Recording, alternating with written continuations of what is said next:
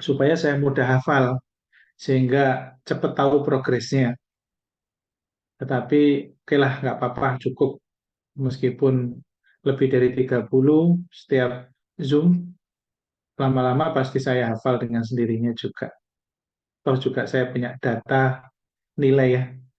Jadi buat sebagian orang, kalau tidak menyikapi bijak, akan ada yang pernah bilang bahwa, Pak, oh ya enak 10 saja atau 15 saja setiap Zoom. Kalau tatap muka oke, tapi kalau Zoom kecil sedikit itu malah nggak efektif. Nggak efektifnya karena apa? Ketika saya membeda-bedakan sedikit saja peserta, maka nanti bimbingannya selama seminggu itu akan sedikit. Peserta nanti akan dibatasi sehingga satu peserta paling banter hanya 2 kali. Bisa jadi hanya 1 kali nanti jatuhnya. Akan beda ketika ya sudah kalau mau izin masuk kelas lain silakan, silakan, silakan begitu. Saya nggak enak kalau menolak. Nggak apa-apa, asal aktif, mau 30 mau 20 sebetulnya nggak ada bedanya. Kembali ke masing-masing. Kenapa? Karena ada latihan soal. Latihan soal itu sudah menggantikan keaktifan panjenengan. Makanya hari Senin dan Selasa itu ada sesi latihan soal tersendiri. Jadi pola belajar kita ada soal paket yang di tryoutkan, baik TKP, TWK maupun TIU, ada soal TIU maupun TWK yang pendalaman materi tertentu. Ya, minggu lalu pendalamannya materi tentang undang-undang. Minggu ini TWK tentang nasionalisme dan integritas. TIU awal-awal tentang penalaran, tentang hitung cepat, kemudian berlanjut sampai beberapa bab malam ini atau kemarin yang sudah dibahas tentang perbandingan senilai berbalik nilai. Ada 5 pola soal yang kemarin sudah diujikan dalam tryout hari Senin dan Selasa. Bagi yang tidak ikut mengerjakan, ya memang nggak akan merasakan uh, suasana yang sibuk banget pembelajaran kita. Tapi bagi yang aktif sekali, akan merasakan sangat sering belajarnya. Sangat sering. Gimana nggak sering coba? Latihan soal, segitu banyaknya soalnya. Setiap minggu tryout. Kemudian banyak sekali soalnya. Hampir 100-an soal.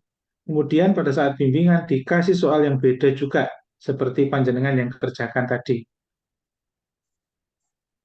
Belum lagi pengembangan materi ketika saya membahas. Itu pengembangannya bisa saya munculkan banyak jendela-jendela ini, file-file gitu. Artinya kalau rajin mengikuti akan padat ya. Oke, jadi malam ini kita fokus untuk membahas TWK dan tes karakter ya.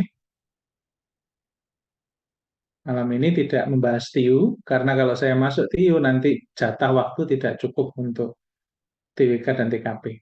Begitu. Jadi kalau membahas TWK dan TKP biasanya saya pisah, tidak membahas TIU, atau TIU tetap tapi hanya sekedar review, hitung cepat, kuis semacam kuis gitu aja biasanya. Oke, yuk kita masuk ke materi TWK. Nanti saya singgung juga soal yang kemarin yang sempat di tryoutkan hari Senin maupun Selasa, yang mayoritas skornya tidak terlalu tinggi ya, tidak terlalu tinggi, tapi banyak yang sudah melebihi passing grade, cuman kategorinya belum pada kemampuan TWK yang superior alias aman, belum, belum. Oke, coba saya buka dulu bahannya. Nah, kalau kita bicara tentang nasionalisme, ada beberapa PDF yang nanti akan saya share. PDF-nya bisa dibaca di materi yang ada di grup ya.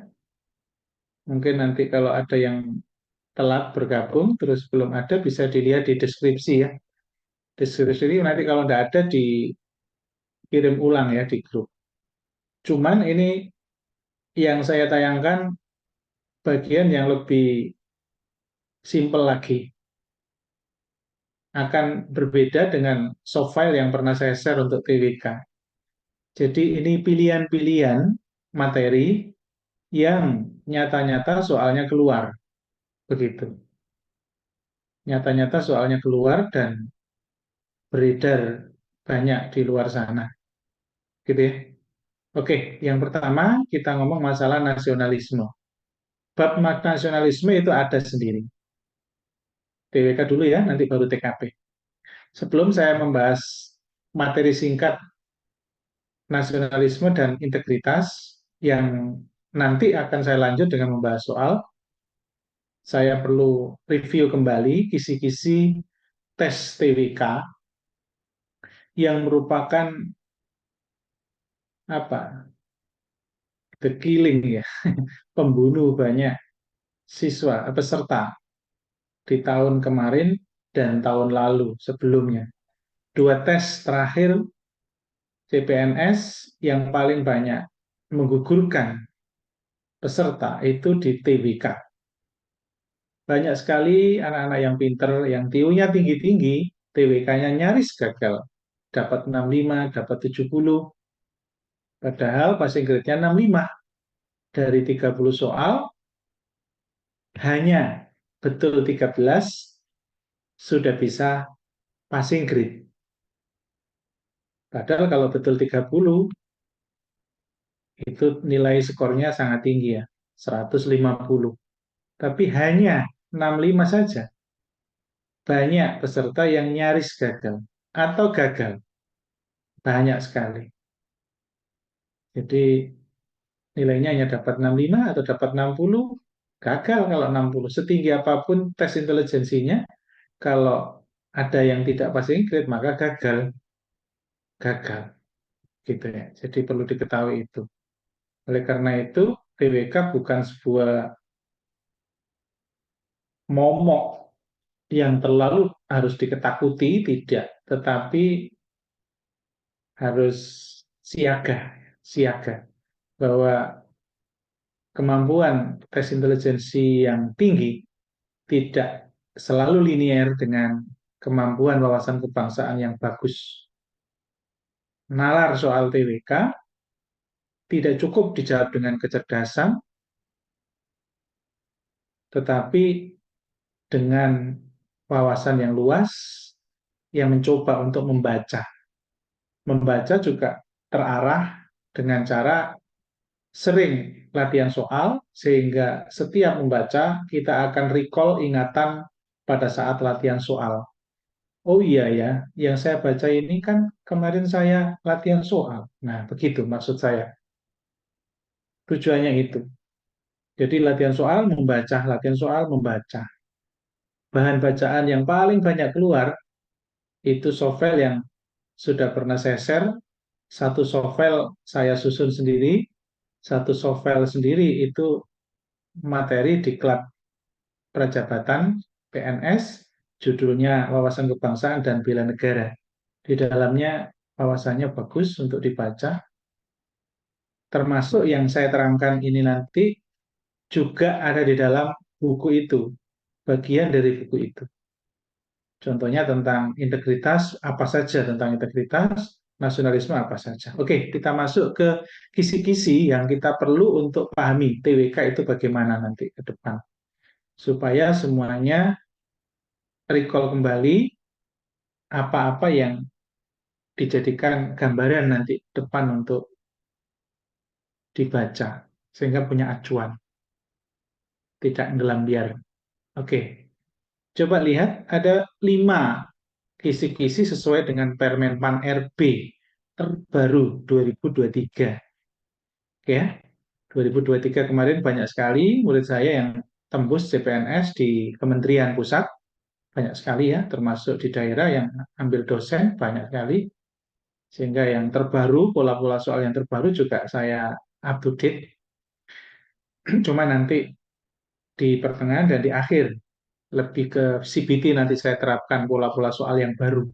Karena ketika saya uji dengan aplikasi kita nanti, kalau sudah saya launchingkan, sudah lengkap soal-soalnya, nanti soal-soalnya saya harapkan banyak soal baru. Begitu. Ini ya, ada 5 sub pokok bahasan: nasionalisme, integritas, bela negara, pilar negara, bahasa negara. Ada 5 ini yang diujikan di tes TWK.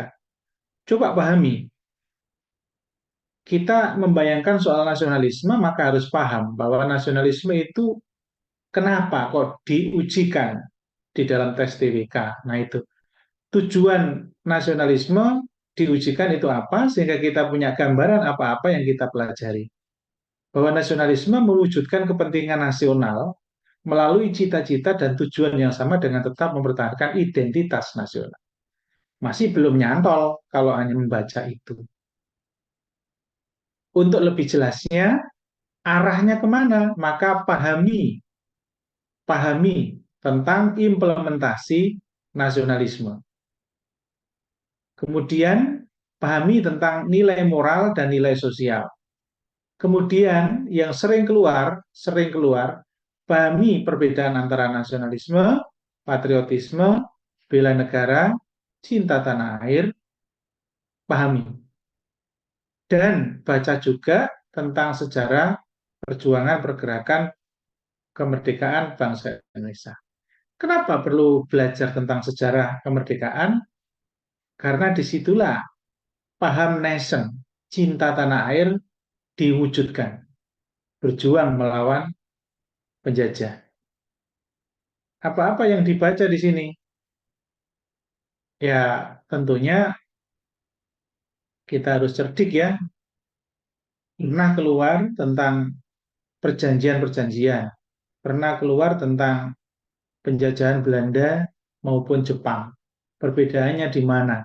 Nah, tetapi itu jarang keluar. Sehingga sejarah perjuangan kemerdekaan bangsa ini nggak terlalu jadi prioritas di dalam submateri nasionalisme. Hampir tidak keluar sama sekali yang kemarin. 2 tahun terakhir sejarah tidak keluar sama sekali. Tetapi tahun 2019 keluar tentang sejarah-sejarah kerajaan keluar. Oke, tentang perjanjian keluar di tahun 2019. Tahun 2021 dan 2023 tidak keluar. 2022 tidak ada CPNS ya. Ada tapi sekolah kedinasan. Oke. Kemudian untuk integritas.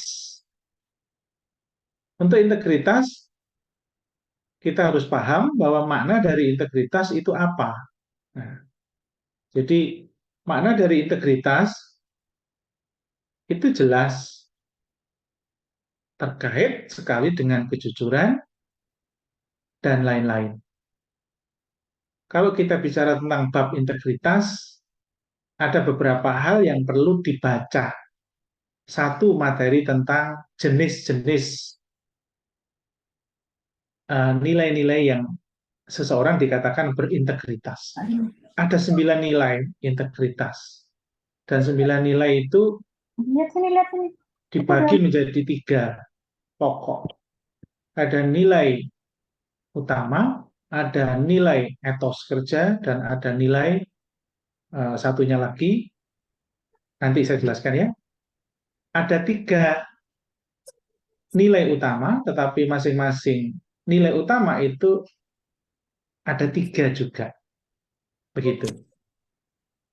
Jadi itu tidak sekedar dipahami maknanya, tetapi implementasi di dalam narasi soal cerita itu harus tahu. Apa bedanya antara jujur, tanggung jawab, dan lain-lain.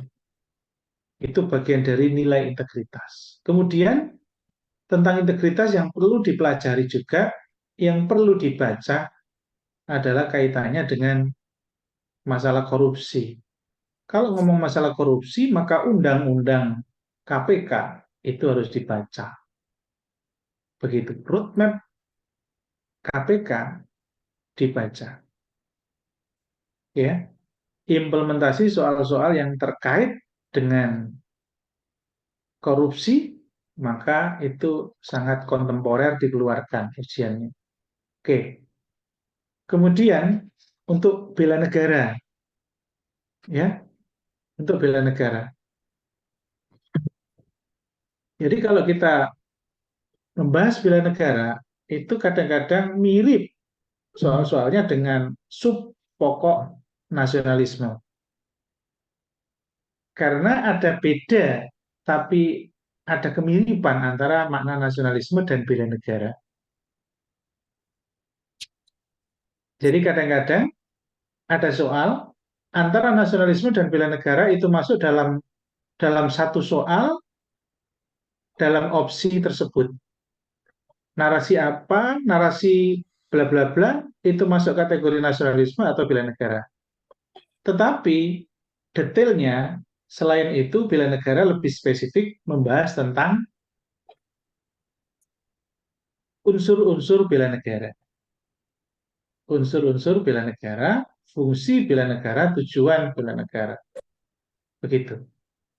Jadi unsur-unsur bela negara itu ada 5 unsur. Dan 5 unsur itu harus dipahami trik untuk memahaminya. Nanti akan saya sampaikan bela negara yang saya maksud ini. Membedakan 5 nilai bela negara. Kelihatan enggak? Nah, ini. Ada 5 nilai bela negara, ini harus dibaca juga. Nanti saya share ya. Jadi ada setia pada Pancasila, ada rela berkorban, kesadaran cinta tanah air, memiliki kemampuan awal. Biasanya ini nanti akan keluar di soal dalam bentuk sebuah narasi cerita soal yang panjang, kemudian narasi itu masuk kategori nilai bela negara apa?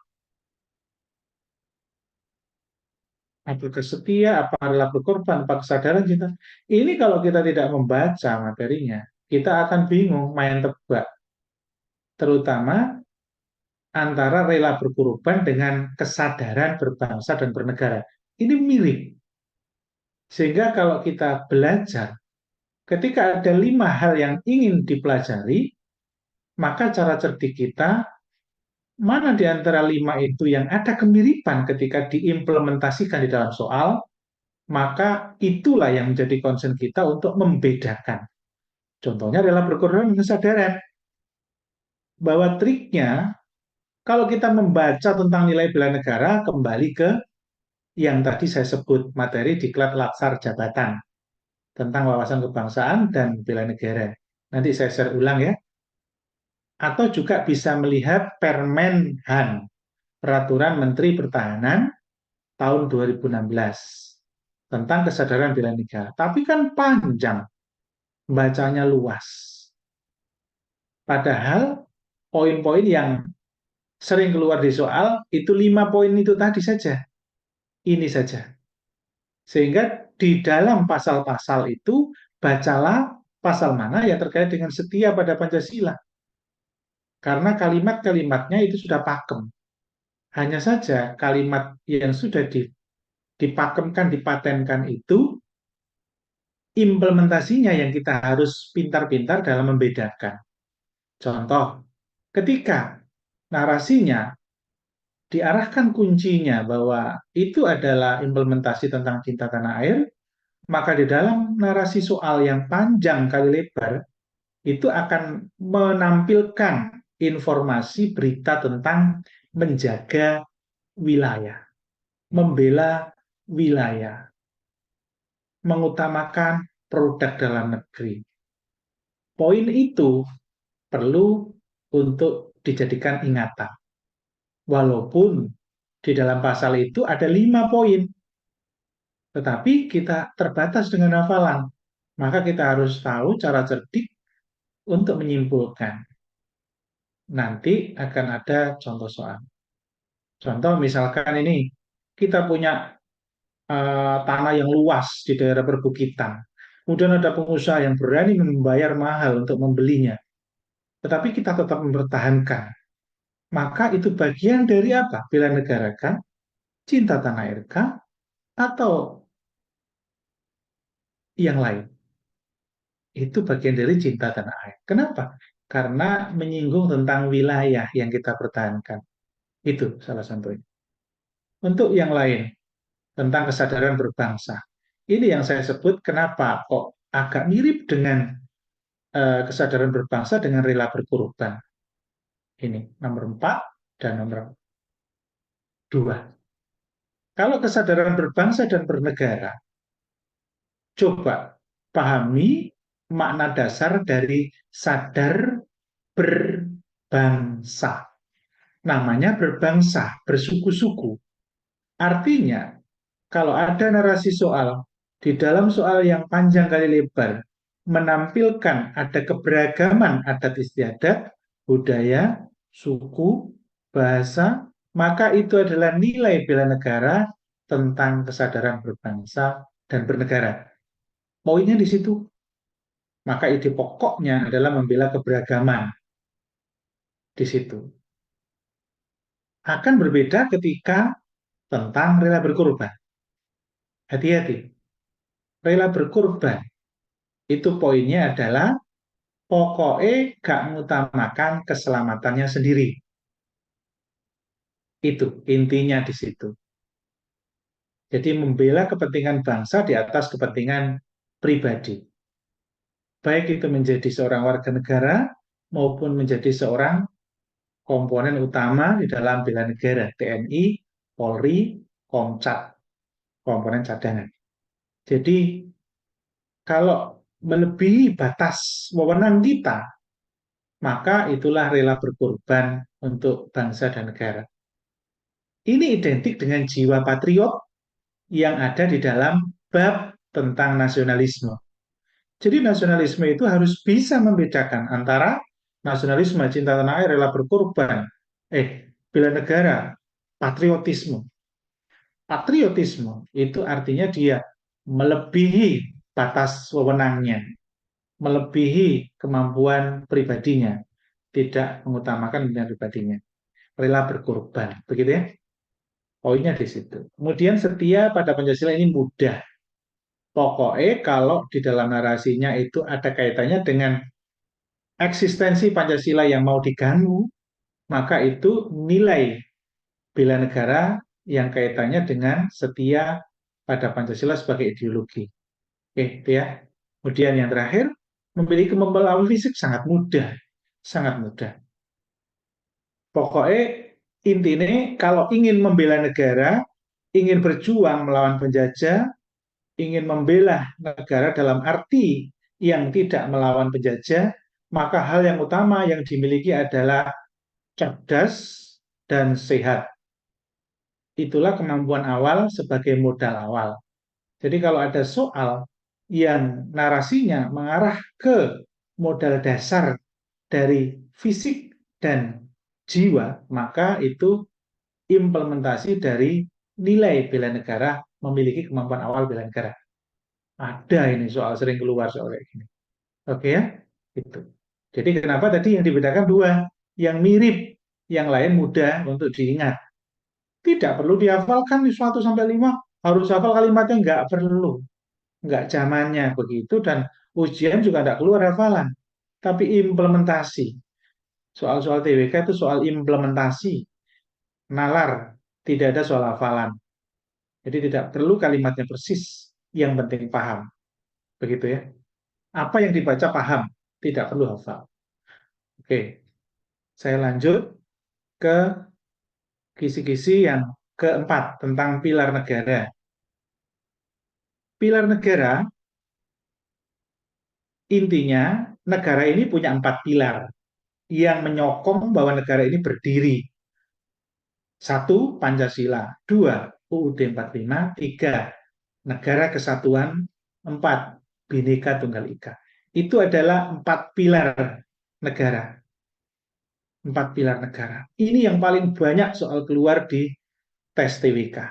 Karena ada 4 hal tentang Pancasila, UUD 45, NKRI, dan Bhinneka. Yang utama perlu dibaca adalah tentang Pancasila dan UUD 45. NKRI dan Bhinneka Tunggal Ika ngalir saja. Tidak usah disinauni, cukup membaca bacaan di soft file yang saya berikan. Tidak perlu berpikir nanti soalnya bentuknya bagaimana, NKRI dan Bhinneka. Tapi tetap harus punya acuan, oh soal Bhinneka itu kayak begitu, tak? Ada nanti.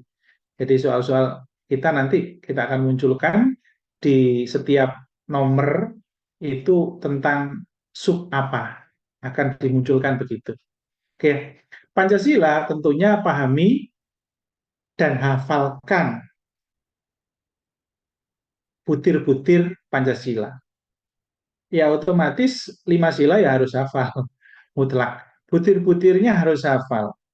Tetapi tidak harus semua hafal. Yang paling penting untuk dihafal adalah sila 2 dan sila 5. Kenapa Pak? Karena itu yang paling sering keluar, karena enak sekali buat si pembuat soal, untuk membuat soal yang sulit itu ada di sila 2 dan sila 5. Kalau sila 3, sila 1 itu gampang ditebak oleh peserta.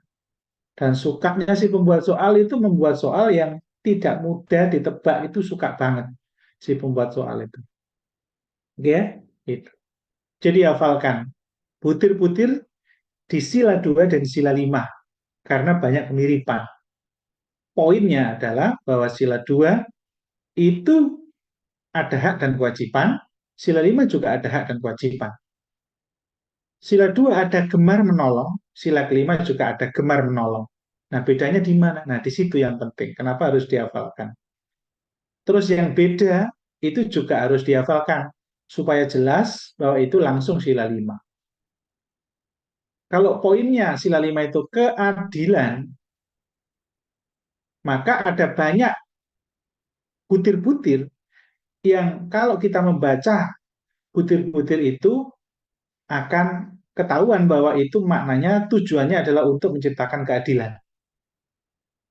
Contohnya, kalau ada kasus korupsi, maka itu melanggar sila 5. Apa kaitannya dengan keadilan? Padahal di dalam butir-butir sila 5 nggak ada langsung kalimat spesifik muncul korupsi. Tidak ada. Tetapi adanya menjaga hak dan kewajiban. Kenapa hak dan kewajiban harus ditegakkan di sila 5? Ada butir-butirnya.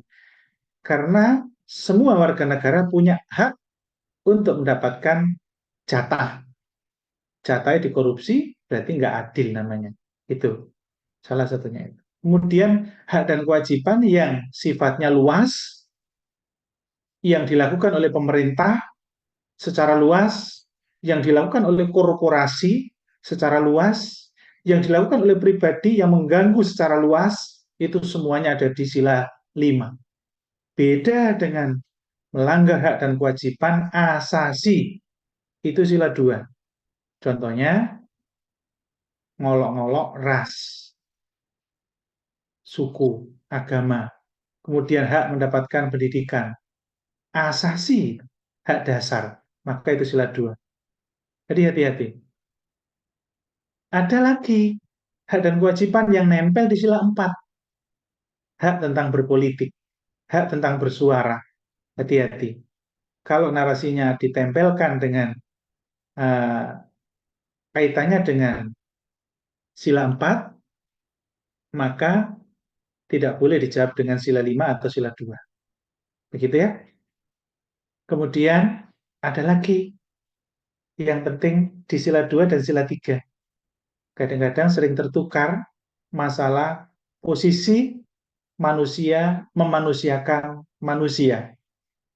Kadang-kadang karena alasan apa namanya melindungi segenap bangsa, kesannya kayak sila 3. Tetapi ada sila 2 yang bahwa manusia itu menjadi bagian dari seluruh umat manusia ya. Itu ada di sila 2. Melindungi segenap bangsa dan seluruh tumpah darah, dan itu juga ada muatan di sila 2 yang terkait dengan damaian dunia. Hati-hati, kata-kata perdamaian identik dengan persatuan. Hati-hati, di sila 2 ada itu. Jadi, baca sila 2 detail, apa yang kira-kira itu menarik untuk kita ingat-ingat, bahwa itu tidak selalu ada di sila 2 saja. Contohnya itu tadi. Clue-clue apa yang saya sampaikan ini sebagai langkah awal untuk belajar. Nggak mungkin mendengarkan saya langsung paham semua.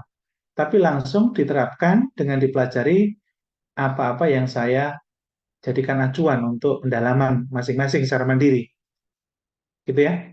Jadi semuanya harus mendalami secara mandiri, tetapi ketika diarahkan, itu jelas belajarnya terarah, bahannya disiapkan dari saya, kemudian arahkan belajarnya dengan arahan yang saya ucapkan malam ini, kemudian kembangkan dengan materi lain atau soal lain, atau soal dari saya, gitu. Nggak bisa kalau hanya mendengarkan malam ini saja, nggak bisa. Karena itu sebuah konsep. Apa yang saya jelaskan itu konsep, belum real ke soal, dan tidak mungkin soal TWK itu persis sistem. Tidak mungkin. Tidak mungkin. Jadi kalau ada yang dapat persis apa yang kita latihan, itu bejo banget. Bejo banget. Karena apa? Ya bang soal TWK sangat banyak, ribuan. Lah, setiap peserta dapatnya beda-beda. Otomatis mungkin tahun kemarin dikasihkan untuk si A, terus si A itu ujian lagi karena gagal dapat jatah yang dikasih ke si Z. Nah kan begitu. Akhirnya ya tidak pernah sama. Tetapi identik. Pola-polanya identik. Begitu ya? Oke, itu. Kemudian tentang Pancasila apalagi yang perlu dipahami? Bahwa Pancasila itu harus dikaitkan dengan masalah ini. Apa? Sejarah. Jadi sejarah Pancasila harus dibaca. Karena nanti akan keluar juga soal-soal kayak gitu. Nah, maksudnya. Kalau pernah keluar itu akan saya bilang nanti gitu ya. Oke, jadi dibaca sejarah itu. Termasuk juga pahami bahwa sejatinya semua narasi soal yang terkait dengan pengamalan Pancasila itu bisa berubah silanya. Tergantung narasinya dibuat kemana. Narasinya dibuat kemana. Itu harus dipahami.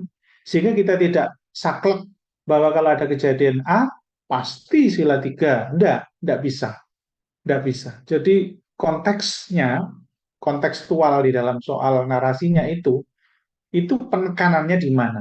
Biasanya penekanannya itu ada di ujung paragraf soal.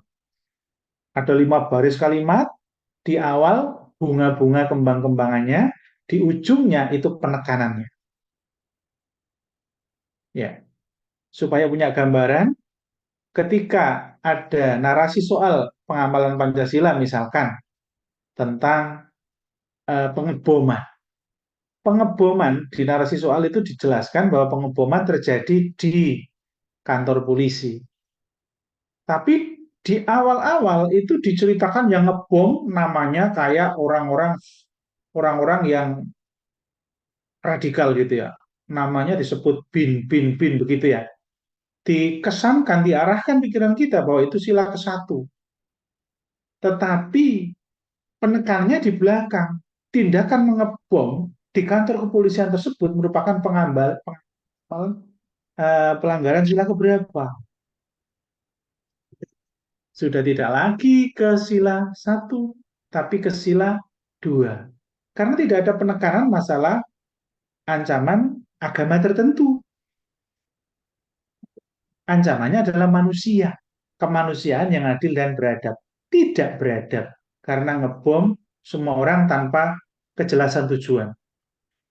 Maka itu melanggar sila kedua, semena-mena, butir-butirnya. Tetapi ketika ngebomnya, di dalam gereja langsung dilempar bom, itu berarti arahnya ke sila 1. Fanatik yang berlebihan, artinya tidak menghormati orang lain untuk menjalankan agamanya. Ada di butir-butir sila 1. Begitu. COVID itu juga bisa meluas. COVID bisa bisa sila 3, COVID bisa sila 4, macam-macam. Misal, COVID, kepatuhan masyarakat untuk mau di vaksin karena mengikuti keputusan pemerintah, maka itu pengamalan Pancasila sila ke-6. Jangan masalah COVID ketika divaksin dia tidak menularkan sehingga membuat orang lain terselamatkan. Kalau berpikir itu, maka kita akan menjawab sila ketiga. Karena apa? Di sila tiga ada butir tentang keselamatan, butir satu. Tetapi poinnya adalah tentang manutnya kita terhadap keputusan pemerintah tadi. Maka itu ada di sila keempat, di mana menerima segala keputusan hasil musyawarah. Nggak nyambung kan? Kesannya kayak nggak sama sekali ada di sila empat. Begitu. Jadi nggak gampang TWK itu. Maka harus benar-benar diluangkan belajar. Tidak sekedar uang ngoleksi soal. Tidak begitu ya. Oke, makanya kenapa TWK banyak sekali peserta yang nilainya nggak tinggi, walaupun anaknya cerdas, TIU-nya tinggi. Ya karena ngeremeh nih. Ya Allah, paling akuro, kemampuan wawasan kebangsaan paling bisa ditebak-tebak. Semua peserta berpikir begitu. Nggak bisa. Satu hal yang perlu saya tekankan, semakin jenengan latihan soal TWK, semakin banyak membaca. Modal awal yang membuat fokus dalam menalarkan soal TWK semakin tinggi apa? Kepercayaan diri. Moco yake, wawasannya luas, banyak soal yang dikoleksi, guru ujian harus percaya diri. Kalau orang percaya diri, soal TWK yang rumit karena nalarnya tinggi, dia akan membaca tenang karena nggak greget berlebihan. Itu harus dicamkan. Itu logika yang harus dipahami semua. Begitu. Oke ya? Ya, sekarang masuk ke UD 45. UD 45 ini terkait dengan pasal-pasal. Nggak ada pilihan lain. Pasal di UUD 45 harus dibaca. Apakah perlu dihafal? Nggak perlu dihafal. Dibaca saja berkali-kali, karena nanti akan ada beberapa pasal yang itu minimal kita ingat bahwa ada pasal itu. Contohnya, kita cukup membaca bahwa anggota MPR itu terdiri dari DPD dan DPR. Artinya, kalau nanti ada soal yang keluar masalah itu, narik ingatan kita itu gampang. Termasuk juga masalah bela negara. Ada di pasal 27, pasal 30, pasal 31. Kita bisa baca bela negara di pasal 27 dan pasal 30 itu berbeda. Ada pasal yang untuk warga negara, semua bisa bela negara. Ada pasal di mana yang bela negara adalah komponen utama, TNI, Polri, di situ. Sehingga ketika soal keluar dalam bentuk terkait implementasi bela negara yang ada di pasal tersebut, yang ada di UUD 45, kecuali, nah misalkan oleh komponen utama, tapi kecuali, maka larinya kita ingat bahwa, oh iya saya baca tentang pasal bela negara yang semua warga negara bisa dikatakan dia bela negara. Contohnya, siswa bisa dikatakan bela negara dengan cara belajar yang rajin, mengikuti apa namanya upacara bendera dan lain-lain, kan begitu. Tetapi ketika seorang guru bela negaranya juga bisa mengajar dengan baik dan lain-lain. Itu kan bela negara untuk semua warga negara. Oke. Kemudian tentang bahasa negara. Nah, bahasa negara ini tentang bahasa Indonesia. Yang paling sering keluar dan harus dilatih, mutlak harus dilatih adalah tentang bacaan. Soal-soal wacana, mutlak karena pasti keluar. Semua peserta akan pasti dapat itu. Semua. Ngelatihnya bagaimana, Pak? Belajar membaca paragraf apapun beritanya. Kemudian simpulkan, apa sih pokoknya yang disampaikan? Muatan utama berita itu tentang apa? Poin utamanya. Begitu. Maka kita harus tahu trik mencari ide pokok. Nah, belajar teorinya. Teori singkat, teori praktis, bahwa mencari ide pokok itu ada di tengah, ada di awal, ada di akhir. Ketika di awal itu fokuslah kalimat kedua, apakah kalimat kedua itu menjelaskan kalimat pertama? Ketika menjelaskan kalimat pertama dengan ditandai katanya tersebut, maka tersebut artinya disebut di kalimat pertama. Berarti ide pokoknya cari opsi yang memuat kalimat pertama tadi. Begitu. Kemudian di kalimat terakhir, di ujung paragraf, ketika kok ada di ujung paragraf, biasanya ditandai dengan kalimat hubung. Oleh karena itu, oleh sebab itu, maka dari itu, maka kesimpulan atau ide pokoknya ada di ujung paragraf. Intinya, mau di awal, di ujung, di tengah, intinya yang menjelaskan itu bukan ide pokok, tapi yang dijelaskan itulah ide pokok. Ini konsep, ini trik mutlak bisa kalau diterapkan dengan latihan membaca. Dan dengan latihan membaca, itu Anda akan dilatih fokus dan latihan kecepatan. Karena soal yang panjang, kalau tidak cepat membaca dan fokus, habis waktunya. TWK 30 soal, jatah waktunya paling lama 25 menit. Nggak boleh lebih dari 30 menit. Kenapa? Karena nanti jatahnya itu untuk TKP dan TIU. TIU nggak mungkin 35 soal itu cukup dengan 35 menit. TKP 45 soal nggak mungkin kita habis-habiskan 45 menit. 30 menit saja, kan begitu. Jadi itu ya maksudnya. Oke, untuk masalah yang lain, untuk terkait dengan TWK yang bahasa negara, itu kemarin sudah saya share ya, nanti saya share lagi boleh. Ada beberapa hal yang lain terkait dengan kalimat efektif, kemudian ejaan, kemudian kata baku, kalimat baku, dan lain-lain. Partikel itu keluar. Tetapi yang utama adalah bacaan. Kenapa? Karena ketika keluar soal kalimat efektif, masih bisa diraba-raba. Nah, kalimat yang kayaknya nggak logis, kayaknya berlebihan kata-kata, itu masih bisa diraba-raba. Kalau nggak cukup waktu, jangan belajar ke sana. Tapi mutlak untuk TWK Bahasa Indonesia belajarlah cara baca cepat. Karena itu nanti efeknya tidak hanya untuk TWK Bahasa Indonesia, tapi efeknya ke TKP soal yang panjang. Serius. Kenapa kok TKP 45 soal itu butuh kemampuan TWK bacaan? Karena semua soal TKP itu Anda harus menyimpulkan poin utama. Poin utamanya kemana ini? Ke profesional kah? Ke sosial budaya kah? Ke masalah TIK? Atau ke masalah anti radikalisme? TKP? Itu juga menyimpulkan poin dari narasi soal. Maka sangat penting sekali untuk belajar menarik kesimpulan dalam membaca wacana. Penting sekali. Nah, harus dilatih. Nah, cara membacanya kembalikan ke masing-masing. Mana yang paling cocok dengan cara scanning, diwocok KB, tapi cepat, ataukah dengan titik fokus mata kita membaca, satu kalimat pasti ada kata kuncinya, subjek, predikat. Objek dan keterangan tidak perlu dibaca, karena ketika membaca subjek dan predikat sudah tahu poinnya,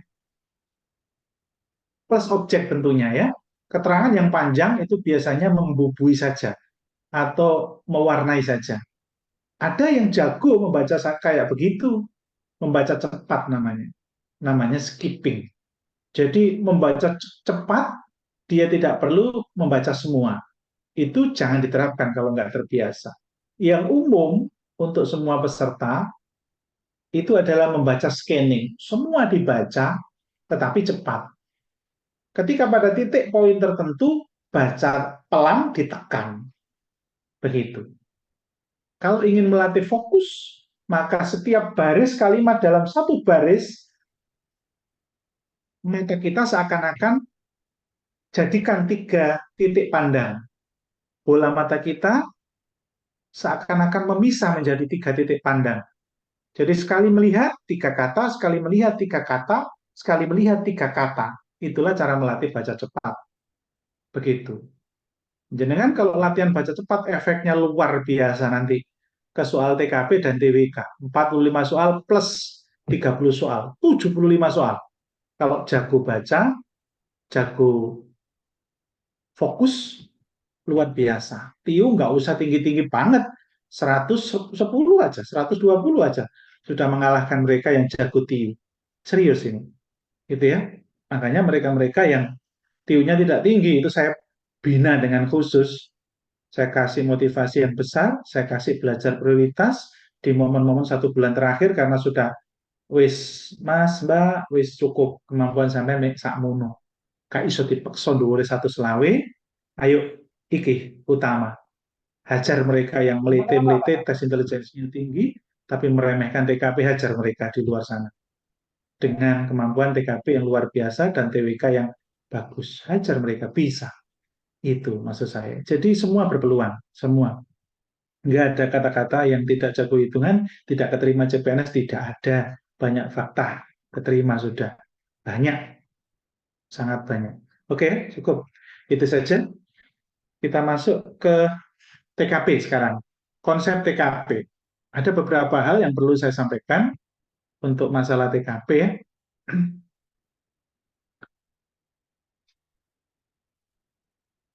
Oke.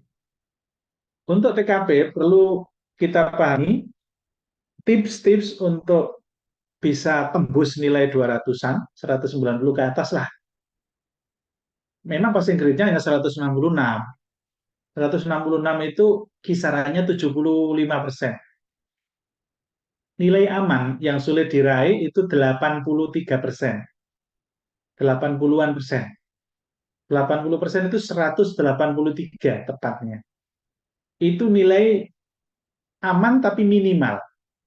Yang peserta jarang dapat di atas 180. Rata-rata di bawah 180. Rata-rata wis. Tapi alhamdulillah murid-murid saya di bawah 180 itu jarang sekali. Banyak yang di atas 190. Karena pendalaman TKP itu sampai ratusan soal. Saking seringnya belajar TKP. Saking seringnya. Begitu. Jadi target TKP siapa yang bisa mendekati angka 200, maka dia tidak akan mudah dikalahkan walaupun tes intelijensinya tidak pada superior. Serius, serius ya. Karena anak-anak yang cerdas, tes intelijensinya itu seringkali tiunya notok kok itu mek 185, 190 itu sudah notok, guys. Serius, anak-anak cerdas itu malah idealismenya tinggi loh ya, jangan salah. Sehingga mereka menjawab soal itu seringkali hanyut di dalam idealismenya. Kadang-kadang bertarung dengan dirinya sendiri, sehingga memilih opsi itu berontak dengan dirinya. Itu ujian berontak itu. Sehingga habis di awal waktu. Banyak kayak begitu. Saya sampai mendandani 2 orang pernah itu sampai nggak pulang dari bimbingan itu saya ajak duduk itu. Saulan kok gak berubah-berubah TKP nih, kok cek kalah karo liyane rata-rata. Padahal cerdas luar biasa. Lulusan SMA 5, dokter lulusan UNER, spesialis juga. Tapi TKP-nya jelek menurut saya. Dan terbukti pernah gagal. TKP-nya tidak passing grade tahun sebelumnya.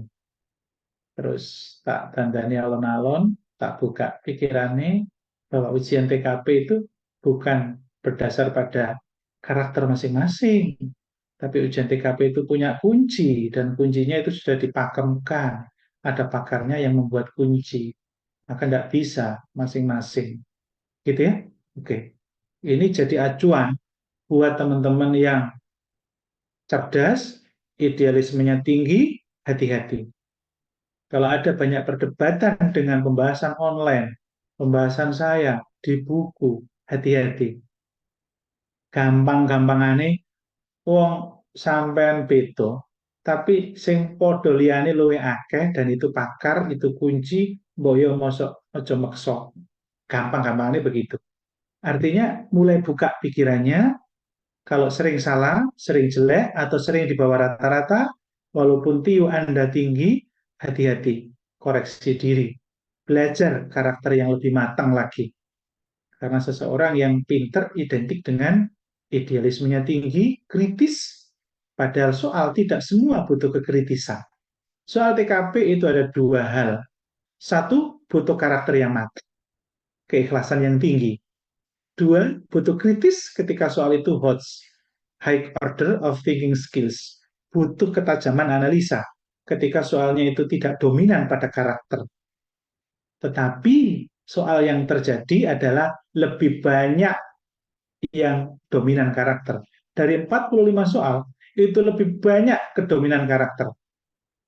Siapa yang karakternya matang? Matang itu artinya dewasa, bijak, dan sudah terbiasa kebijakan sehari-harinya, biasanya TKP-nya tinggi. Serius sih. Tinggal melatih saja dengan soal-soal saya. Tapi bagi yang karakternya belum matang, protesan, ngamuan, biasanya terbawa dalam suasana menjawab soal. Serius, ini apa adanya saya sampaikan. Sehingga untuk meminimalisir kesalahan-kesalahan itu, maka latihlah. Melatihlah dengan soal nyata. Dan cari sebabnya kenapa itu kok bukan jawaban Anda. Cari sebabnya. Ada lagi pelatihan yang lebih bagus lagi dan nyata. Serius ini. Kalau Anda ingin tembus CPNS dengan keikhlasan yang luar biasa dalam proses belajar ini, maka tipsnya buat mereka-mereka yang suka kritis, suka protes, suka tidak dewasa, suka emosian, hati-hati. Untuk bisa menjawab soal-soal TKP dalam waktu cepat dengan mengalir, maka selain latihan soal, pesan saya, apapun yang Anda temui dalam 1-2 bulan ke depan, latihlah untuk bersikap diam sejenak, baru putuskan. Jangan rocos dulu, baru mikir.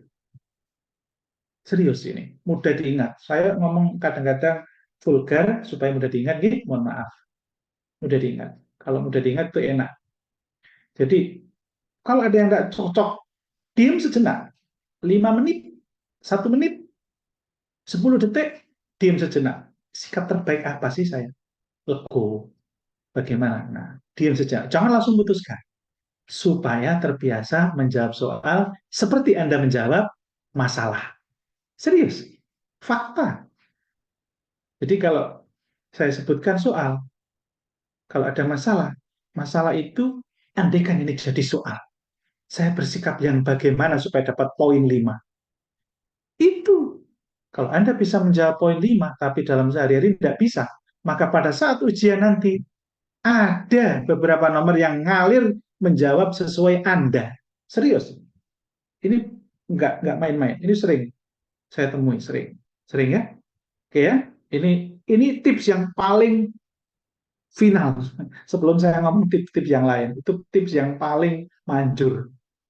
Oke ya? Masih ada 2 bulan ke depan, kita bisa menghebatkan TKP kita pada poin 200, walaupun lawan kita dapat TIU 140, kita dapat 120 saja.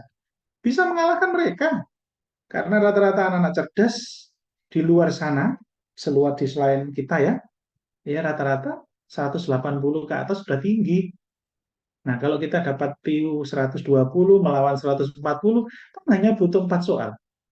Nah, kalau TKP-nya 200, mereka 180, 5 soal. 4 soal sama. Nah, itu. Artinya seperti itu. Oke ya? Ini, ada beberapa hal yang terkait dengan TKP di tes CPNS besok ya. Intinya ada passing grade. Passing grade-nya 166.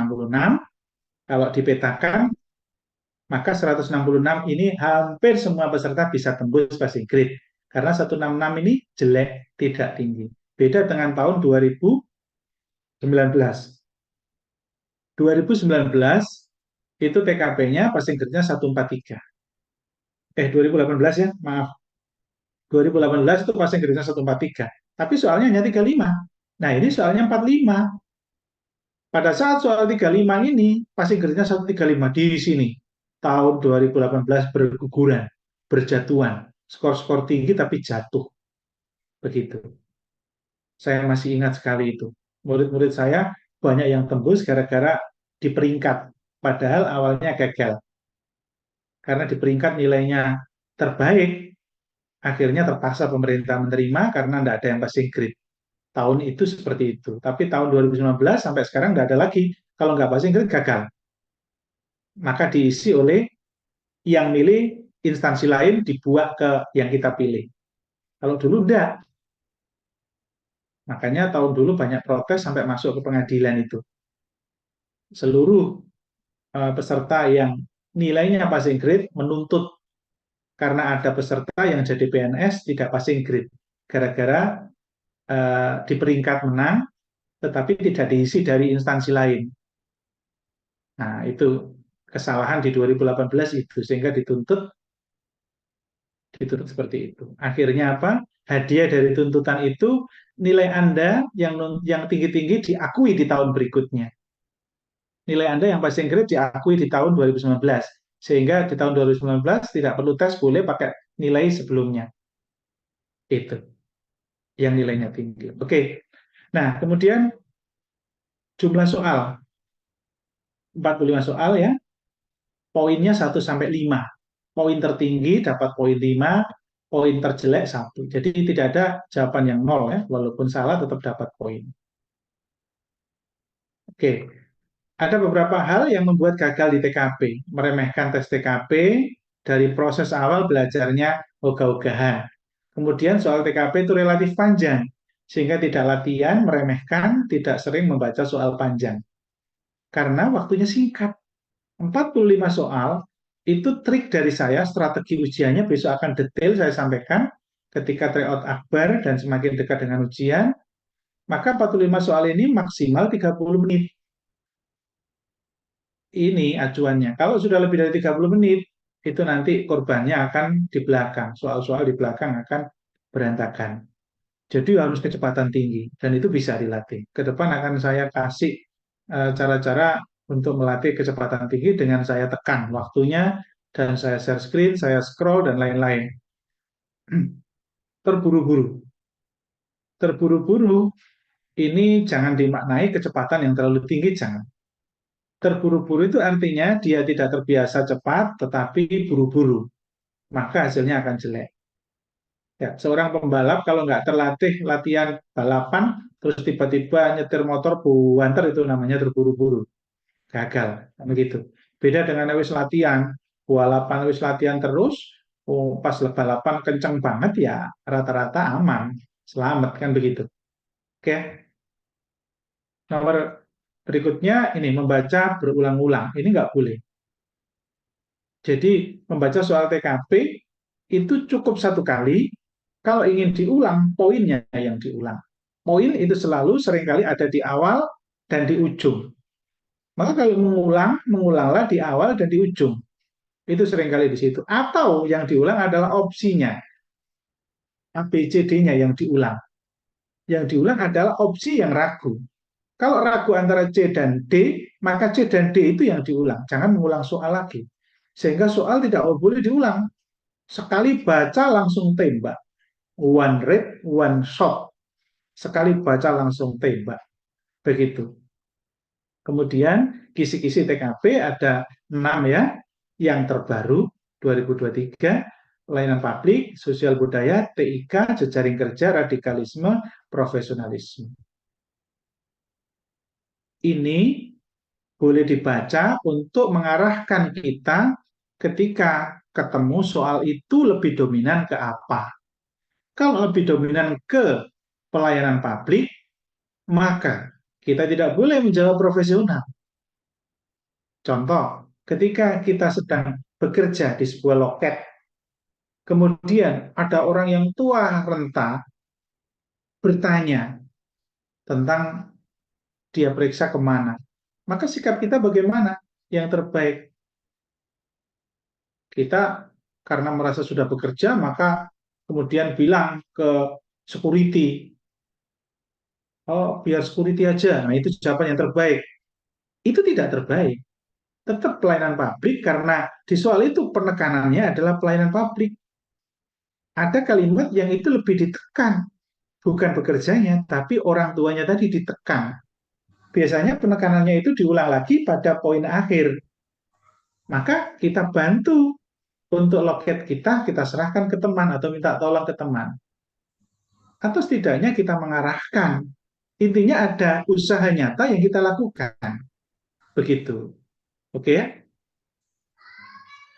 Kemudian sosial budaya. Sosial budaya ini amat rumit.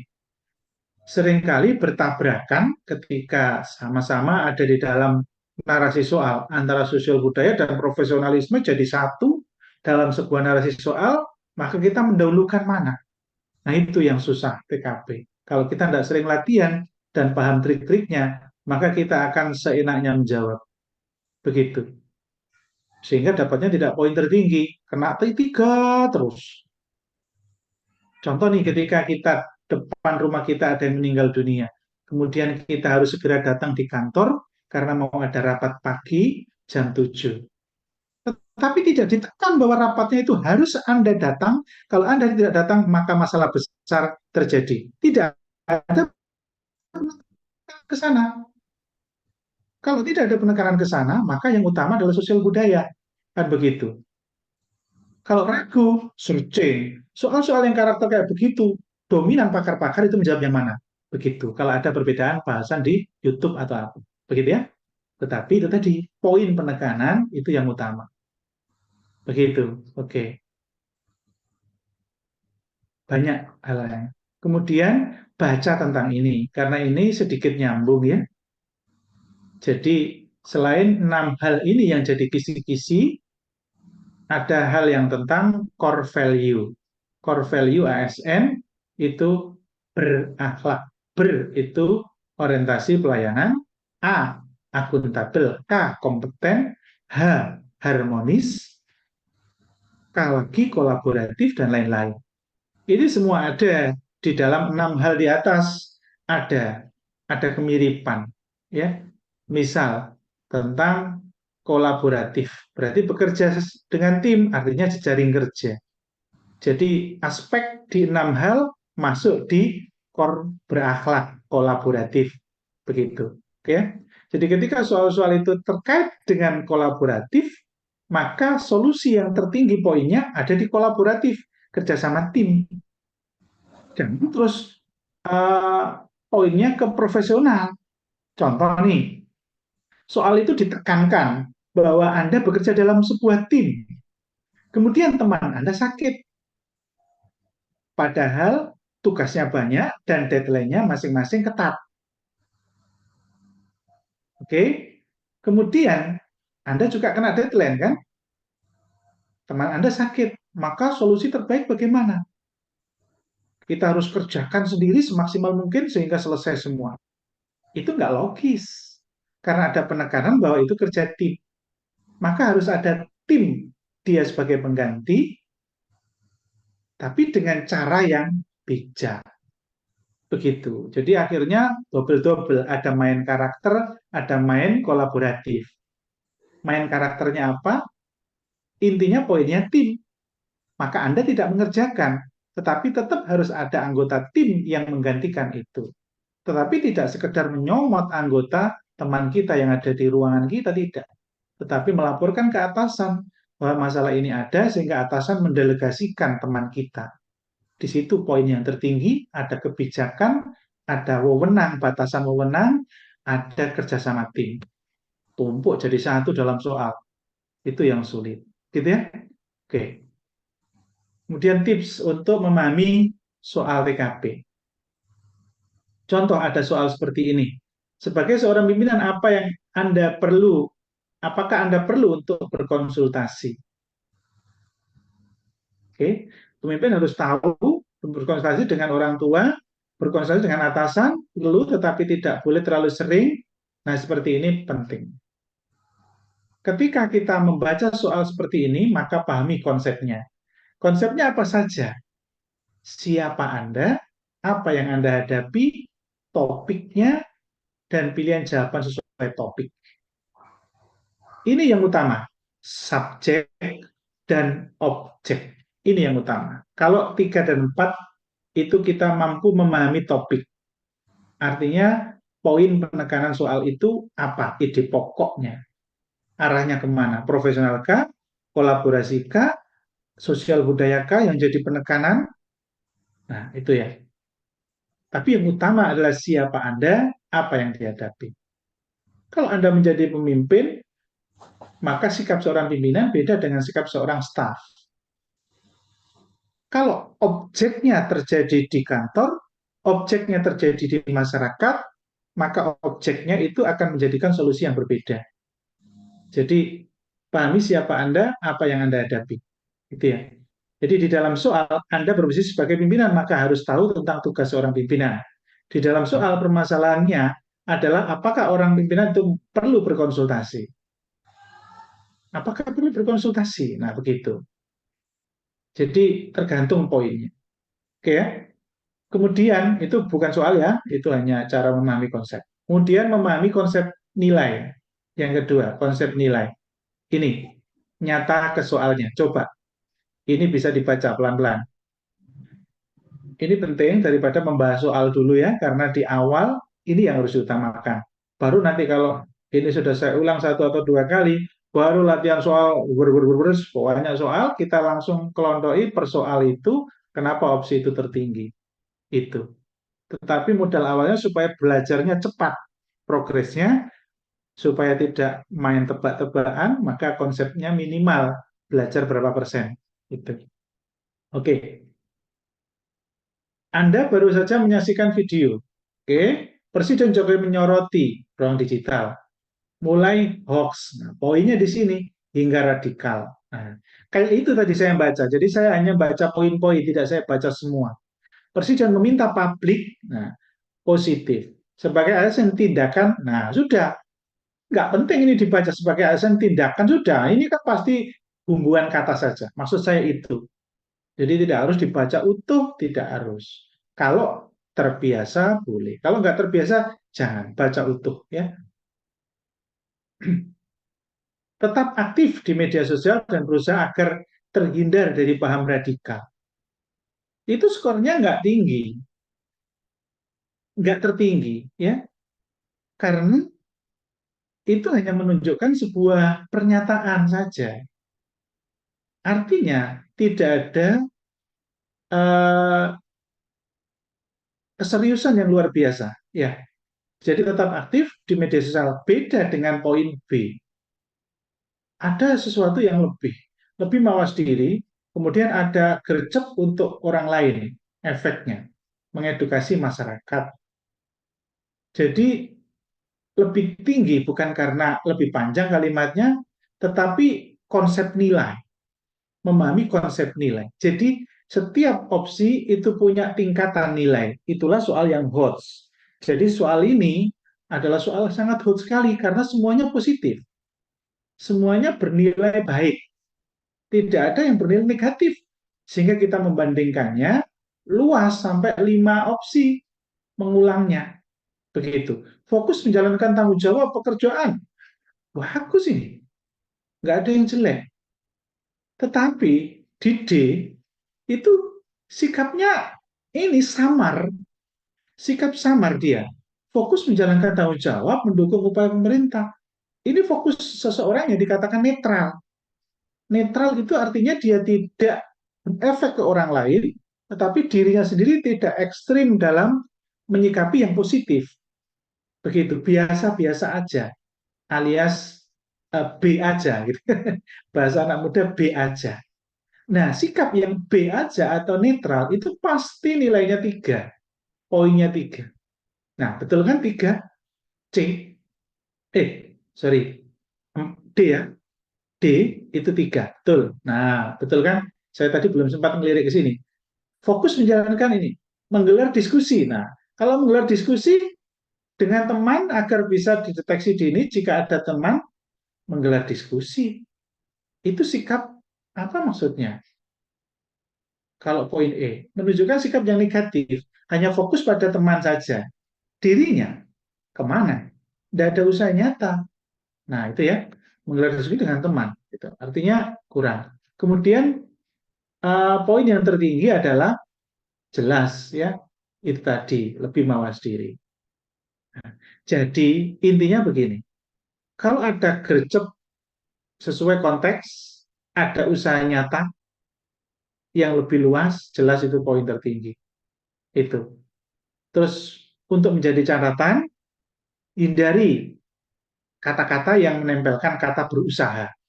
Karena kata berusaha itu artinya masih proses berusaha. Masih proses berusaha. Artinya dia tidak menunjukkan suatu sikap yang serius banget, serius banget ya. Nah, kecuali kalau kasusnya beda ya, kasusnya yang memang memang pada kondisi yang tidak mungkin bisa karena deadline-nya sangat-sangat mepet. Maka berusaha sebisa mungkin, semaksimal mungkin, nah itu beda, poinnya beda. Oke, cukup. Itu. Kemudian ini ya, tadi penerapan untuk siapa Anda dan apa yang dihadapi, ini penerapannya. Coba baca soalnya. Suatu hari terjadi musibah di mana salah satu tetangga berbeda agama dan keyakinan. Kejadian tersebut kehilangan sebagai bagian dari masyarakat, sikap Anda bagaimana? Intinya harus empati, tapi siapa Anda? Nah, kan begitu. Jadi jelas yang terbaik adalah ya pasti tidak hanya sekedar mengajak masyarakat. Diri kita ada usaha dan mengajak orang lain untuk berpartisipasi. Itu jelas, intinya di situ poinnya. Jadi kalau saya yakin solidaritas ini hanya sebuah retorika saja, sebuah paham, maka tidak mungkin tinggi karena sebuah pemahaman itu bukan usaha nyata, hanya sekedar meyakini bahwa itu benar. Jadi itu bahasa-bahasa manis saja, tetapi tidak pada usaha nyata, sehingga poinnya pasti satu ini. Ah, betul kan? A itu poinnya satu. B, saya yakin ikut membantu, saya akan ikut membantu dengan segenap dan materi saya. Hanya dirinya sendiri yang diajak. Dia tidak mengaktifkan orang lain. Karena ketika mengaktifkan orang lain tidak perlu banyak-banyak dari keuangan individu. Ngumpul jadi banyak kan begitu. Sehingga B poinnya tidak akan tertinggi poin tinggi tidak. Kemudian saya akan mengajak masyarakat apalagi ini ya dirinya tidak ada usaha mengajak masyarakat toh. Pasti C lebih rendah daripada B. Begitu. Nah, betul. C lebih rendah daripada B karena C nilainya 3, B nilainya 4. D saya akan mengingatkan apalagi ini mengingatkan ketua RT nggak ada usaha sama sekali ya untuk diri dan orang lain yang secara luas gitu. Oke. Jadi siapa Anda, apa yang dihadapi, topiknya jelas, maksudnya sesuai topik. Jadi ini aja poinnya. Siapa Anda, objeknya, topiknya, solusi sesuai topik. Poin ini yang selalu dipakai untuk menjawab soal-soal yang rumit. Oke. Kemudian ini sama penerapannya siapa Anda, apa yang dihadapi. Jadi kalau soal seperti ini coba tanpa membaca ini kira-kira bisa enggak? Mendengarkan saja, meminta maaf kepada teman keterlambatan, mengakui kesalahan kepada atasan, mengakui kesalahan kepada teman, mengajak rekan untuk membicarakan, menghiburnya. Nggak bisa, karena poinnya kita nggak dapat. Maka nggak boleh membaca opsi saja. Ada peserta yang tidak membaca soal langsung ke opsi, itu salah. Nggak boleh. Kalau soal itu kaitannya dengan pure karakter, oke, mungkin akan kena poin 4 dan 5, walaupun tidak membaca soal. Tapi kalau soal itu ada kaitannya dengan analisa, soal HOTS, maka harus tahu poinnya. Begitu. Oke ya? Jadi ini jelas, bekerja tim, rekan Anda terlambat. Dan pekerjaannya itu rakitan alias semua tergantung pada semua anggota. Ketika ada satu anggota yang terlambat, sehingga rekan Anda bertugas, oke, tidak menyelesaikan itu, maka, nah jelas ya, bahwa Anda tadi harus minta maaf. Rekan Anda sebut mengassembly, bukan tugas tim, telat. Sudah telat ya, rekan Anda yang telat. Oke. Kemudian sehingga rekan Anda bertugas setiap kerja tidak menyelesaikan pekerjaan tepat waktu. Oke ya. Jadi harus minta maaf ya. Mengakui kesalahan, minta maaf, tapi poinnya di mana? Poin yang tertinggi ya otomatis kepada atasan. Ya karena tanggung jawabnya kepada atasan. Nih. Oke. Sementara cukup itu saja ya. Nanti ini bisa saya share. Ini contoh-contoh soal yang rumit ya, karena kemiripannya sangat tinggi ya. Nah, kayak gini nih, Ini poinnya di sini tok sedikit kurang optimal. Kalau sedikit kurang optimal, jangan menjawab seakan-akan kayak manis banget bahasanya. Contohnya, melakukan eh, semua solusi, merubah semua solusi supaya bagus. Nah, kelihatannya bagus. Padahal poinnya di sini. Nah, poinnya di sini. Jadi sedikit kurang optimal saja. Artinya modifikasi kecil saja sudah cukup. Begitu ya. Oke, cukup. Itu saja untuk PKP ya. Oke, sekarang coba lihat untuk soal TWK ya. Penerapan soal TWK ya.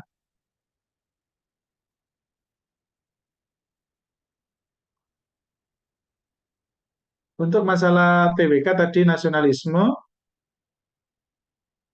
belum saya itu ya sampaikan ya. Nah,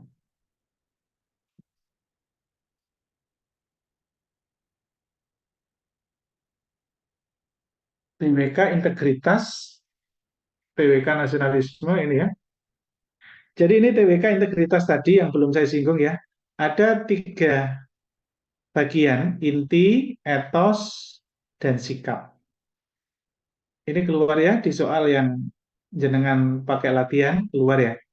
9 nilai integritas, jujur, tanggung jawab, disiplin. Ini adalah integritas yang paling utama. Kemudian etos kerja kaitannya adalah harus berintegritas secara mandiri, kerja keras, dan sederhana. Ketika kaitannya dengan implementasi sikap, integritasnya adalah adil, peduli, berani. Begitu. Nah, ini tidak untuk dihafal, tetapi untuk dimengerti. Kira-kira kalau ada yang tidak mengerti antara jujur dengan disiplin, mungkin, maka baca. Ketika jelas-jelas beda, maka tidak perlu membaca. Gitu ya. Misal nih, antara berani dengan disiplin. Itu kan seringkali nyaris, mirip misal. Berani dengan disiplin kan kadang-kadang nyaris ya. Tetapi poin penekanan di soalnya itu kadang-kadang bisa beda. Contoh begini, Anda sedang ada di jalan raya, kemudian menjadi seorang polisi, menemukan seseorang pengendara yang dia adalah bupati. Nah, bupati itu melanggar, tapi bupati itu mengakui bahwa dia melakukan kesalahan. Ah, mengakui. Itu integritas apa? Oh, tanggung jawab, misal begitu. Terus kemudian Anda tidak ada masalah dengan jabatan orang itu, Anda tetap memberikan surat tilang. Nah, poinnya di mana? Apakah disiplin, berani, ataukah tanggung jawabnya bupati? Itu tergantung pertanyaannya. Ujung kalimatnya apa? Kalau kalimatnya penekanannya yang dilakukan oleh Anda, Anda jadi apa? Nah, begitu kan? Maka sikap Anda bukan sikap bupatinya. Itu kadang-kadang mendistraksi pikiran kita. Karena kita membaca soal, membaca narasi yang panjang, sepaneng di narasi. Padahal narasi itu sebagai pengantar untuk mengecohkan kita, finalnya adalah tanyaannya, penekanannya, lari kemana dia.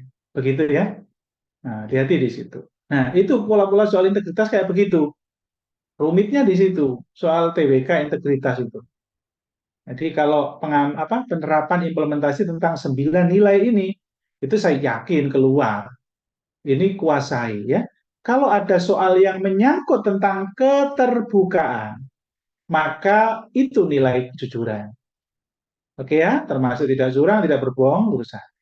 Kalau ada yang narasi soal panjang lebar yang menekankan pada seseorang yang mau tanggung jawab alias tidak buang badan, maka nilainya adalah nilai integritas tanggung jawab. Ketika masalah taat peraturan, nah kayak tadi ya, taat peraturan, tidak main terobos saja lampu merah dan lain-lain, kategori disiplin. Cara mengingat maksud saya ya, tidak harus kalimat arti sebuah disiplin, tidak harus begitu. Mandiri artinya Anda bisa berupaya diri. Kerja keras, hasil ditekankan di dalam narasi soal. Ada hasil, ada proses kegigihan, tidak asal-asalan. Sehingga outputnya kerja keras, hasil tadi. Sederhana. Sederhana kalau ada bersahaja atau tidak, berlebih-lebihan atau tidak, itu berarti nilai integritas sederhana. Kemudian berani, artinya dia suka tantangan, berani menghadapi bahaya, mantap diri. Adil, jelas tidak sewenang-wenang. Peduli, artinya menghiraukan orang lain. Begitu, oke ya? Di situ. Poin-poin ini tidak perlu dihafal, tetapi kita harus tahu apa sih maknanya. Kalau hafalannya gampang, hafalannya begini. Intinya, intinya, yang paling penting, orang berintegritas itu jujur nomor satu. Dan dua hal lainnya, tanggung jawab dan disiplin. Terus, kalau bekerja, cara mengingatnya begitu. Kalau bekerja alias etos kerja, seseorang berintegritas kalau bekerja itu dia kerja keras, dia mandiri. Artinya dia bekerja kalau memang itu urusannya sendiri ya harus bekerja tuntas, tidak boleh menggantungkan orang lain. Dan dia juga sederhana, etos kerja. Dan kalau dia bersikap, orang yang berintegritas itu dia berani. Berani pokoknya, nggak peduli pejabat yang kena tilang, berani dia. Tapi juga adil dia bersikap, seseorang yang berintegritas. Dan juga peduli sikapnya. Nah itu, jadi cara mengingatnya begitu. Intinya jujur, tanggung jawab, dan disiplin. Dia bekerja, mandiri, dan dia bersikap berani. Nah, jadi cara mengingatnya begitu. Karena kadang-kadang ada soal yang semi-semi hafalan. Semi-semi hafalan. Begitu ya. Maka kita harus tahu kelompoknya tiga ini.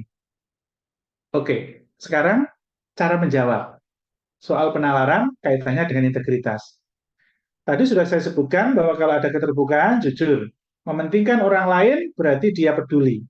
Nah, ingat, mementingkan orang lain, kata kuncinya. Jadi kalau ada narasi, dan narasi itu poinnya pada mementingkan orang lain, maka nilainya integritas peduli. Upaya diri tadi, kalau ada yang disebut-sebut tentang peraturan, tentang disiplin. Kalau ada yang disebut tentang kesalahan yang dia mau nanggung, tanggung jawab. Kalau ada kaitannya dengan pencapaian sebuah usaha, maka dia kerja keras. Itu ya. Kalau ada bersahaja, maka sederhana. Kalau tantangan, suka tantangan berani. Oke, kita buktikan dengan soal sekarang. Yuk, siap-siap. Siap-siap, supaya tidak jenuh. Silakan dicoba untuk soal ini. Dikit aja kuis ya. Kuis soal integritas.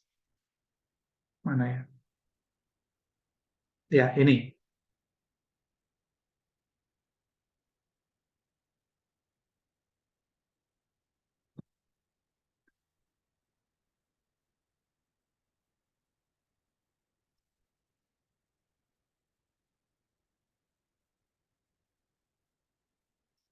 Nah, silakan. Dicoba. Ya, cepet-cepetan. Baca cepat. Ya, silakan. Nomor satu. Kita sepakat ya, jam 9 selesai ya. 9 kayaknya lebih nanti. 9 lebih 15 ya. Apa jawabannya?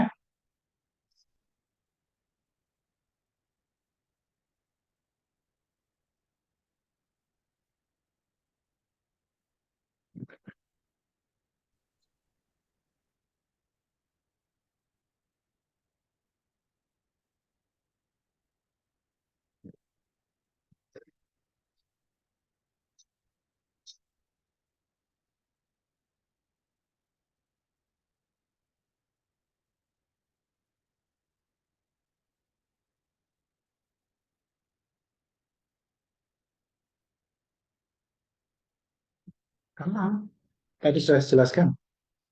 Apa ini kira-kira?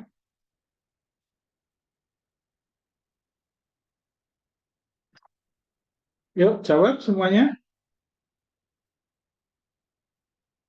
Jelas ya itu. Gampang ya. Kalau fokus membaca, saya yakin bisa. Iya, betul ya. Kerja keras. Kerja keras. Jadi poinnya di situ. Ada beberapa yang penting, yaitu perjuangan. Tadi saya bilang apa? Perjuangan. Ada perjuangan, di sini sehingga ada output hasilnya. Ya, ada perjuangan, ada proses, ada output hasilnya. Output hasilnya mendapat gelar, perjuangannya ada. Oke, lanjut nomor dua. Ya, silakan. Nomor dua,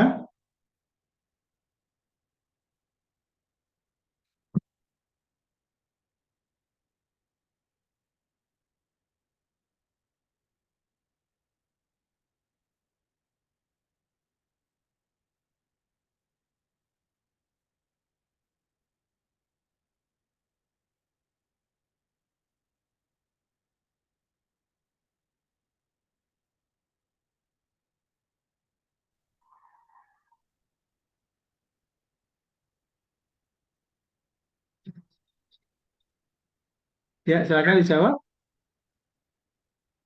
Jangan terlalu lama karena ujian nggak bisa lama-lama.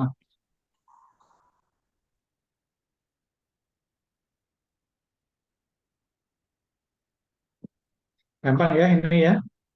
Kalau bingung, eliminir yang tidak mungkin ya. Tidak mungkin lah itu jujur, tidak mungkin lah adil, tidak mungkin lah. Ya ada ya. Nah, jawabannya B ya, semuanya B. Ya, betul sekali, peduli ya. Jadi poinnya bukan masalah sederhana alias menabungnya, bukan ya. Tetapi poinnya pada peduli karena tidak jangkep-jangkep duitnya itu mau kalong terus. Oke, lanjut. Nomor tiga,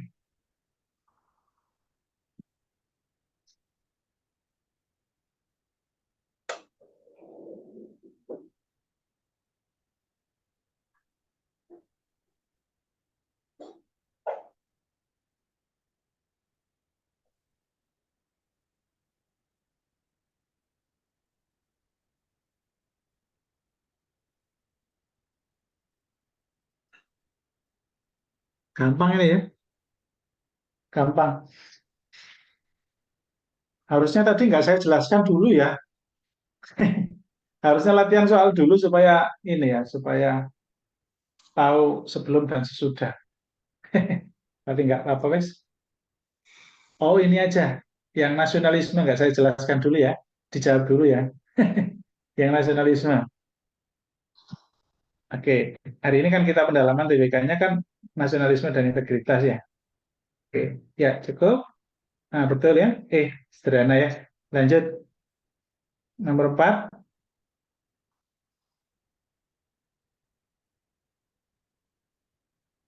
Nah, ini baru agak sulit.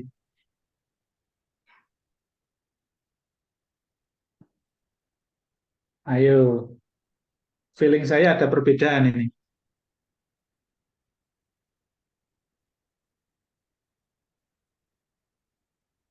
30 detik lagi.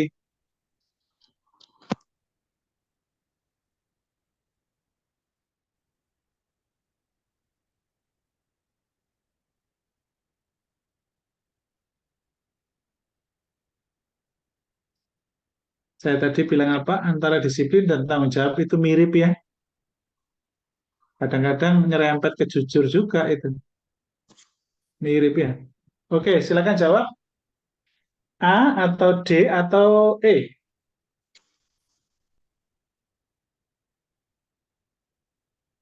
Oke, jawabannya semuanya. Wih, kompak D. Oh, ada yang E.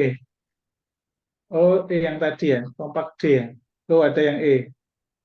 Oke, betul kan? Dugaan saya betul. Terbilang menjadi dua, disiplin dan tanggung jawab ya. Ini jelas ya kalau ini ya, jawabannya jelas disiplin. Karena di situ kaitannya dengan penekanan di belakang coba. Sampai-sampai dia memasang telepon koin di rumah dinasnya agar pemantauannya terpantau. Sangat ketat kalimatnya, sangat ketat disiplin ya. Poin penekanannya berkali-kali disiplinnya. Oke, memang ada nuansa tanggung jawab bahwa kalau tidak, eh, tapi kan tadi saya clue-nya saya bilang apa? Kalau integritasnya itu tanggung jawab, apa coba clue-nya? Masih ingat penjelasan saya tanggung jawab untuk 9 nilai integritas tadi? Apa clue-nya kalau tanggung jawab? Siap menanggung akibat dari perbuatan, alias tidak pasang badan. Kan begitu, tidak pasang badan. Ya. Jadi ini bukan tanggung jawab, begitu. Nomor 5, ya silakan. Nah ini tadi sudah sempat saya singgung ya. Apa ini jawabannya? Silakan.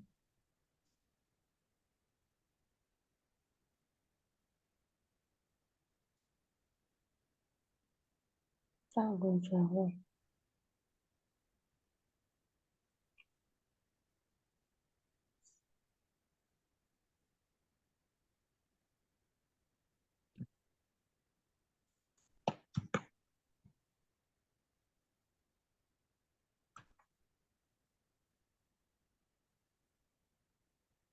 Jadi poinnya hati-hati. Yang diminta itu polisinya atau Sri Sultannya. Ternyata nilai integritas Sri Sultan, bukan polisi. Maka jangan dijawab yang polisinya. Yang berani itu tadi jangan. Begitu ya. Jelas ya jawabannya? Ah, betul ya, betul. Jadi ada sebab yang membuat kita harus mau nanggung akibatnya. Tanggung jawab. Oke, nomor 6. Silakan. Dikit lagi, tinggal 2 soal lagi.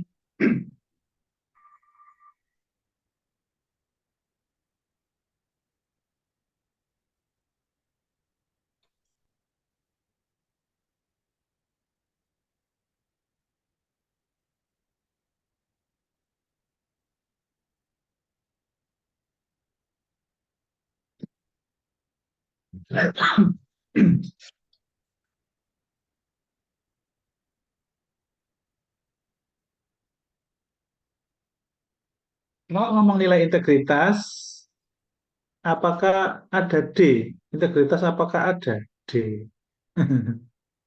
Apakah ada A itu masuk kategori integritas? Apakah masuk dalam 9 nilai A dan D? Nah, perlu perlu karena bisa jadi benar, tapi apakah masuk di dalam 9 nilai integritas? Nah, kadang-kadang perlu begitu kita dalam menalarkan, meyakinkan, nalar menjawab. Oke, ya? Jawabannya teman-teman B.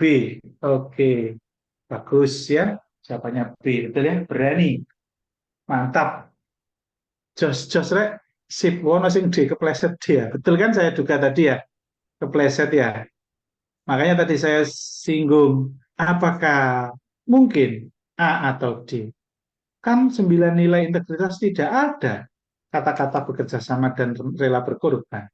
Itu maksud saya ya, Mbak, yang tadi jawab D, begitu caranya. Walaupun ya kayaknya benar itu sesuai dengan konteks soal, tetapi itu bukan nilai integritas, begitu ya. Nomor 7, nah ini gampang ya. Saifuddin memilih berdagang untuk ingin keluarganya makan dari hasil jeripayah sendiri, bukan dari pensiunan dari sumber kas negara. Nah, ini sulit ini. Ayo, kayaknya mayoritas bingung mana ini yang membuat kita yakin. Apakah kerja keras, ataukah adil, ataukah mandiri?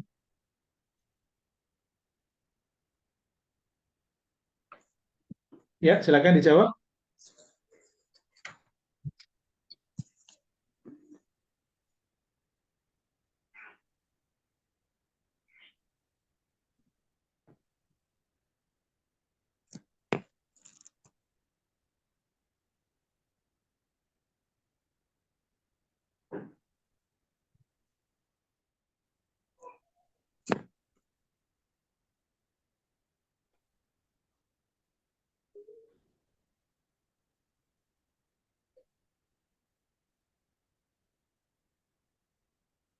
Oke, cukup. Jawabannya teman-teman. Nah, betul kan dugaan saya. B, C, E. E yang terbanyak ya. E yang terbanyak. E yang terbanyak. Tepat sekali, mantap. Berarti merasuk penjelasannya. Merasuk, mantap. Nah, wah enak ini, Ki. Oke, nggak usah dilanjut. Mayoritas benar. Yang lain tinggal ngecek ya. Soal-soal nanti akan saya share. Kemudian untuk TKP tidak sempat ya, karena terlalu lama tadi saya menjelaskan untuk materi konsep-konsepnya ya. Nggak apa-apa, masih banyak waktu untuk belajar daripada belajar buru-buru. Lebih baik sering tapi jelas arahnya. Gitu aja. Buru-buru artinya belajar tidak sering tapi buru-buru. Lebih baik belajar sering seminggu sampai berkali-kali. Ini. Oke ya. Ya, gitu aja. Nanti untuk membahas soal TIU yang belum bisa saya bahas besok. Jadi besok tidak perlu lagi eh, menjelaskan materi, besok langsung mengerjakan soal, baik TWK maupun TIU yang kurang. Begitu ya. Sampun, itu saja dari saya. Kita sepakat jam 9 atau lebih sedikit selesai ya, harus selesai meskipun belum selesai. Nah, oke ya, itu saja dari saya. Saya akhiri ya semuanya. Matur nuwun semangatnya dan semoga bisa membantu mengarahkan proses belajar secara mandiri. Yuk, Assalamualaikum semuanya. Waalaikumsalam. Waalaikumsalam. Terima kasih, Pak. Waalaikumsalam. Terima kasih, Pak.